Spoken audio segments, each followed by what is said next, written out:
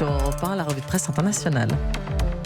Notre fenêtre sur le monde, j'aime cette expression parce que tous les matins, certains d'entre vous sont en train de se réveiller et nous vous donnons le monde. Nous vous offrons le monde à voir, à écouter, surtout avec Anaïs Cordoba par exemple, qui est notre correspondante à Londres. Bonjour Anaïs. Bonjour Mathieu. Qu'est-ce qui fait la une chez vous en Grande-Bretagne ? La guerre du prince contre les tabloïds. Voilà le titre qui s'est retrouvé partout à la une de la presse britannique ce week-end. Le prince Harry et son épouse Meghan Markle attaquent en justice les 3 plus gros tabloïds anglais, le Mail on Sunday, le Mirror et le Sun. Alors officiellement, ils leur reprochent le piratage de messages téléphoniques privés et la publication d'une lettre personnelle de Meghan à son père. Depuis leur mariage, ces journaux n'ont pas été très tendres avec elle. Dans une déclaration, le prince Harry a laissé exploser sa colère face à ce qu'il qualifie de harcèlement et qui lui rappelle de douloureux souvenirs.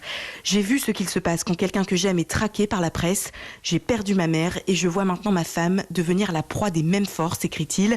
Selon le Télégraphe, l'entourage du prince est inquiet. Certains craignent qu'il ne soit allé trop loin et que cette attaque ne se retourne contre lui et Meghan. Merci beaucoup, merci Anaïs Cordoba, Anaïs à Londres évidemment. Nous retrouvons à présent notre correspondant en Espagne et au Portugal. Bonjour Henri de Laguérie. Bonjour Mathieu. En direct avec nous évidemment au Portugal, c'est la victoire du socialiste António Costa aux élections législatives qui fait la une de l'actualité. Oui, le Parti socialiste gagne avec force, titre le quotidien Publico à sa une avec près de 37% des voix. Le Premier ministre sortant, António Costa, restera donc 4 ans de plus au pouvoir. Le quotidien précise qu'il n'aura pas de mal à recréer la Geringonça, entendez par là l'union de la gauche. La droite, elle, est largement devancée. Ça a mal tourné, reconnaît le journal conservateur Observador, qui regrette la très faible participation à 54%.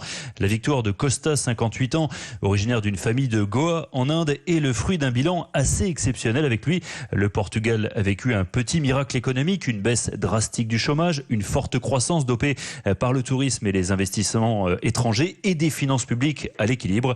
Tous les journaux notent enfin l'entrée au Parlement du parti animaliste avec 4 députés, mais aussi, et c'est une première, de l'extrême droite avec un seul député.